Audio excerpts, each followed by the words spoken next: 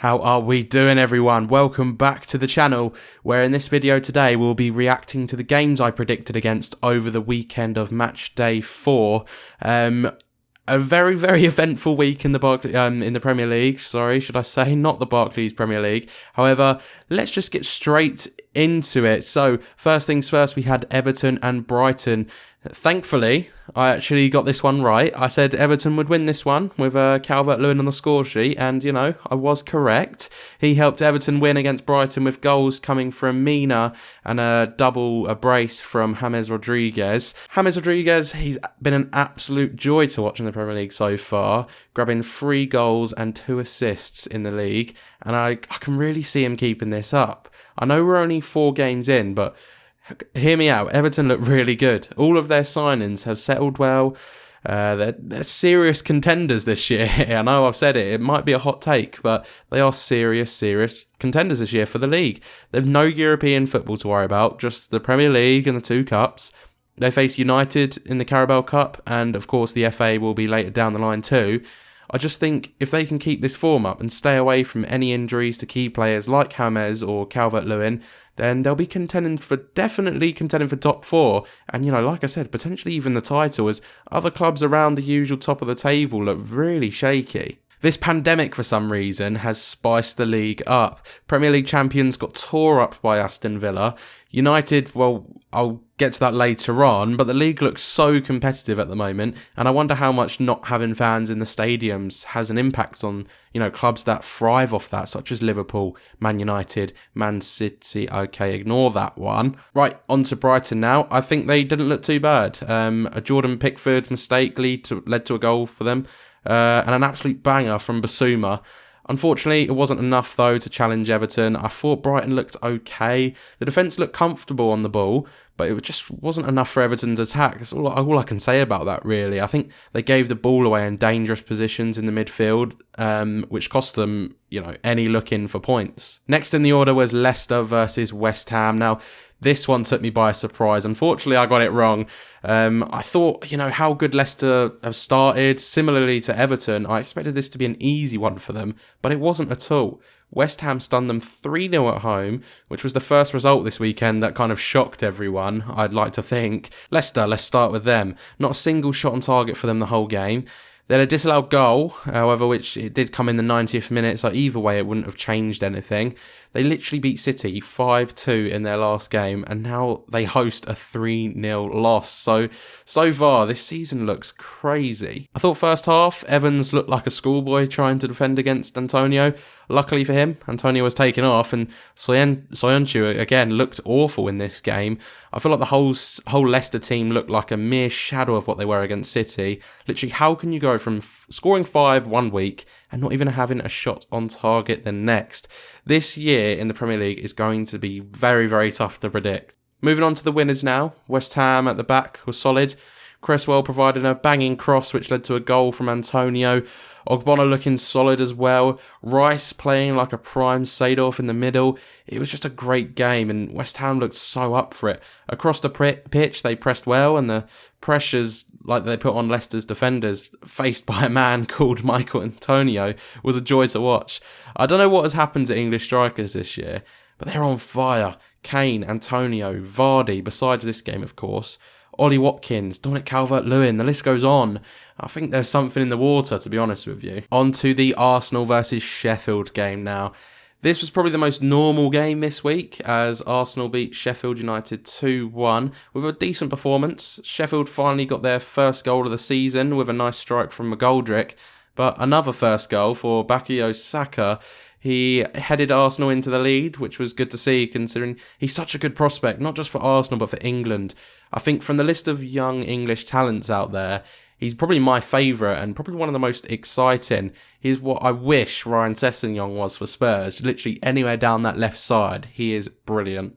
Straight after the opener though, Pepe was able to make a nice run and finish a very satisfying shot, which put Arsenal 2-0 up. I thought Gabriel as well, their new man at the back, really is the real deal with another solid performance. Sheffield, on the other hand, didn't look as bad as they have done so far. Like I said, they scored their first goal of the season, which must have been good for them. I thought McGoldrick looked very decent, and I think they'll start to string some results together here and there. They've just had an awful start. It would be a massive shame to see them go down this year. I wouldn't rule it out, but it's still early, and I think they have the quality to stay up, hopefully. But yeah, like I said, a pretty normal game as games in the Prem usually go. So let's get on to the next one. Palace versus Chelsea. Now, previously in the other video, I said a draw, and that Chelsea will be lucky with a point. And, you know, a bit of a hot take there, but they have been awful so far this season, and Palace have been pretty impressive. Of course, Chelsea getting knocked out of the Cup versus Spurs earlier on that week, I thought the confidence would be low and Palace would be up for it, but I was extremely wrong. Chelsea with a mega 4-0 win over Palace, and new signing Ben Chilwell took the limelight for me with a goal and an assist in his first Premier League game for the Blues. I think Palace really struggled to stop them, set pieces wise, coming from Chelsea's players. Silly fouls leading to goals, and Chilwell is one of them who can make a difference on set pieces. Similar to Leicester, Palace were without a shot on target. Chelsea also dominated possession all game, and it's funny how all 4 goals came in the second half. 2 penalties for Chelsea. I thought the first one was a bit soft, but definitely a penalty in this day and age, and likewise the second one definitely a penalty, but just a little soft. I don't blame the Chelsea players, as anyone in the league would go down in both scenarios. It's all just part of the tactics now. Nevertheless, a brilliant performance by Chelsea, and especially Ben Chilwell, as he dictated the set pieces, as well as some nice crossing, which actually led to Zuma's goal. Also, the altercation with Abraham around the second penalty, as he was stripped by the captain, Azpilicueta, as he gave the ball to Jorginho to take the penalty. Lampard came out after and said it was all resolved, but a weird situation. I feel a bit bad for Abraham, as he's had a solid season last year, and Chelsea just splashed the cash on Werner, and he's kind of been put to the side a bit. So I just think he just wanted to get on the score sheet and kind of prove his worth. But obviously both of them started. Abraham obviously starting up front and Werner a little bit wider. So maybe Abraham's place isn't fully gone. I actually thought he played probably better than Werner as well. Obviously Werner not in his usual role. But yeah, I thought Abraham had a much better game than him. So to end off this episode, we have a juicy one.